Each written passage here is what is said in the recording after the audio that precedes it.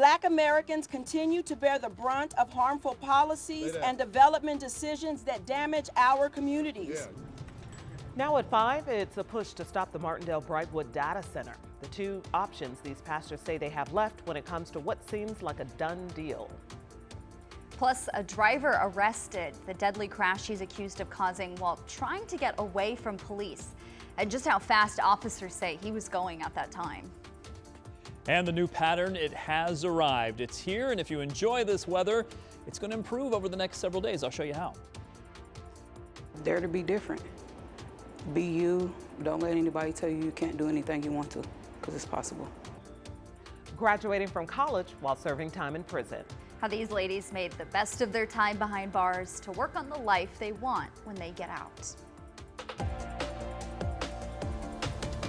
Tonight at 5, we're going to hear clergy from churches in the Martindale Brightwood neighborhood. They are demanding an audience with the mayor in hopes of stopping an already approved data center project. Thanks for joining us here. I'm Felicia Lawrence. And I'm Jenna Webster. Anne Marie has the night off. Rich Nye has their message tonight and the response from the city.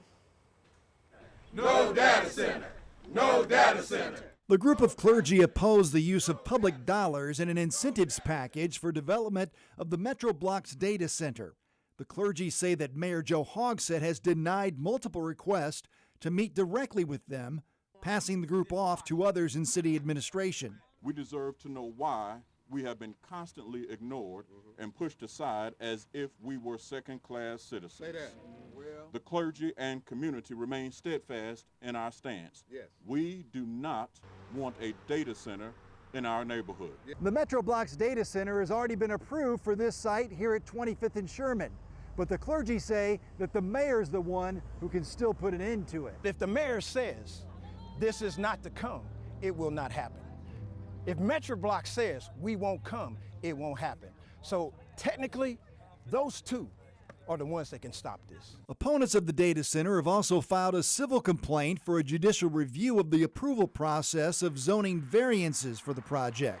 Equity demands that the residents and the clergy have the right to ask, why our neighborhood? How are the risks and benefits being weighed? As faith leaders, we believe that justice and equity must be central to any decision that affects the lives, health, and future of a community. A city spokesperson issued a statement in response to the clergy. On the advice of counsel, it is not appropriate for the city to discuss this proposed development while litigation is pending. Opportunities for public comment exist for any proposed development or incentives package, and we welcome the feedback of community members and advocacy groups. In Indianapolis, Rich Nye, 13 News. Now, just this week, the Indianapolis Metropolitan Development Commission filed for an automatic extension to respond to the civil complaint. So they now have until July 1st to file that response with the Marion Superior Court. Tonight, Indianapolis Metro Police officers are once again trying to encourage and empower parents when it comes to keeping their kids safe this summer. So they're reiterating the message with some new public service announcements. Parents and guardians, do you know where your kids are? Do you know who they're with? Do you know what they're doing? If you can't answer these questions, it's a problem. Know their plans. Set boundaries. Let's keep our kids safe together. As part of the campaign, Metro Police also want to make sure you are aware of the 120-day temporary curfew for teens in our city. So here it is. Teens under 14 must be home before 9 p.m. every day. Teens 15 to 16 must be home before 9 p.m. Sunday through Thursday, and by 11 p.m. on Fridays and Saturdays. And then 17-year-olds must be home by 11 each night, Sunday through Thursday, and then by 1 a.m. on Fridays and Saturdays.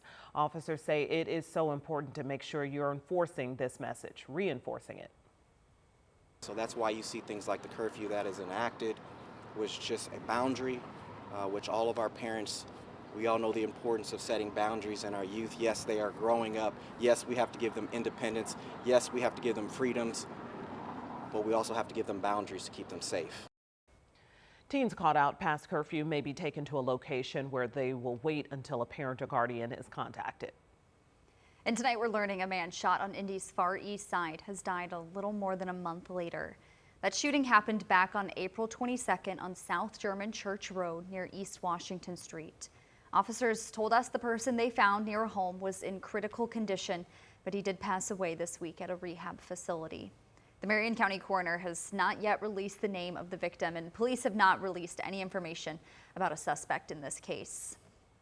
Also tonight, a man already out on bond in 2 felony cases is under arrest again after a deadly police chase earlier this month. It happened May 8th on the Near East Side of Indianapolis. Our Ashton Hackman explains why police are calling it a preventable tragedy. Police say the 21-year-old driver was going nearly 90 miles per hour as he fled from officers. He later crashed here at Washington and State, killing his 21-year-old passenger. An IMPD officer was following the truck for suspected drunk driving when police say the driver sped off through a construction zone. By the time the officer caught up, he found the truck crashed. 21-year-old Leslie Urell III was thrown from the passenger seat and died at the scene. The driver was critically hurt.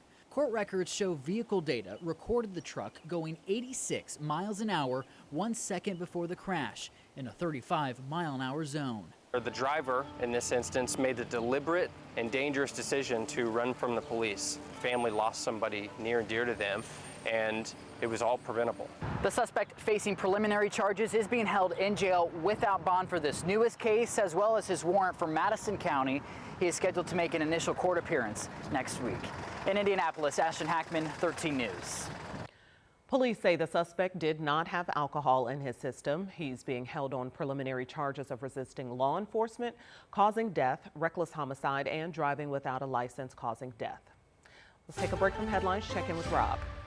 Yeah, and we're checking in with a beautiful pattern as we take a live picture right now over the Speedway, and just some high thin clouds that have rolled in through the day today. Didn't really keep our temperatures from making it into the 80s. Almost everyone has gotten there, but this northeast wind has certainly helped out. Not necessarily to keep us cooler, but to actually drop the humidity just a little bit, and it will continue to do that. Temperatures in the upper 70s and 80s no matter where you are right now. Temperatures are going to start easing their way back down, and I think once we do see the sun set, these high thin clouds aren't going to do much to keep us mild. The temperatures may actually drop pretty quickly, and we're headed for temperatures overnight with this kind of quiet pattern that's in place and is going to stay in place to drop into the 60s through the overnight and then eventually into the mid 50s. Partly cloudy for tonight, 55. Tomorrow we're doing exactly the same forecast that we did today. I'll have the weekend forecast coming up.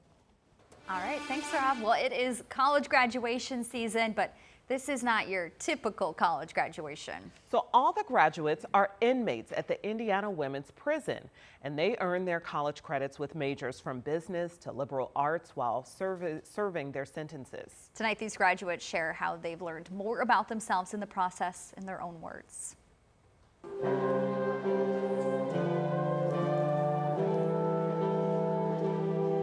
We are here today to celebrate the accomplishments of all those who are graduating with associate's and bachelor's degrees. Summer Malakote, Charlene Tab, Amy Hockett. Cohort 2 is what some would call the pilot program. We started during the pandemic, and it was tearing our world apart. But each semester, we grew just a little closer to each other and became a family. Holly Bosvet, Tiana Holmes, Paige Herendine. I had a dealing charge for drugs. I had never been able to live on my own. My mother had died right before that.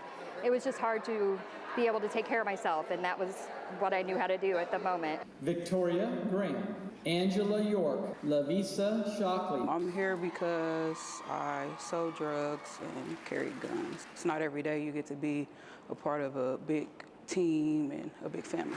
Jewel Johnson, Harmony Scott, Cheryl Ashley Wallace. None of us gave up. None of us allowed each other to quit. We all held each other up. We guided each other. It made us feel like we weren't just inmates anymore. We were actually doing something great. It's helped me realize that I have the potential to be a better woman. Now, I can adult when I get out and be able to make it and have a foundation. Congratulations to the class of 2026. You feel like you're a part of a community that's so wonderful. I'm excited. I feel accomplished. Dare to be different. Be you. Don't let anybody tell you you can't do anything you want to, because it's possible.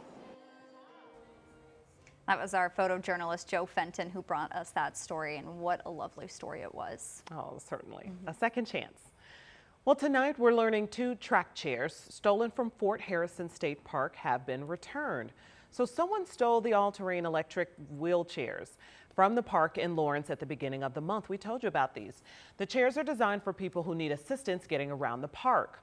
Someone also stole 2 Vietnam-era war helmets from the park. Conservation officers say those are still missing. Well, hopefully they're able to find those soon. An environmental services company founded in Indiana more than 40 years ago is now planning to expand its Kokomo facility, and that move will create dozens of new jobs. Governor Mike Braun announced the $16.5 million expansion of the Merrill Brothers facility. The expansion will bring more than double the facility's footprint and create 35 new jobs by the end of 2028.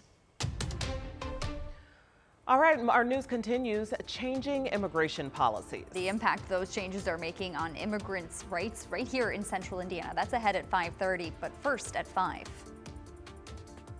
The Indiana Pacers held workouts for 6 draft prospects in this year's class, one of them including someone that just grew up right up the road from here. We're going to hear from Peter Suter coming up in 13 Sports. Plus, we're getting a closer look at the aftermath of a chemical tank implosion. And the problems it's causing in the search for the bodies of 9 missing workers.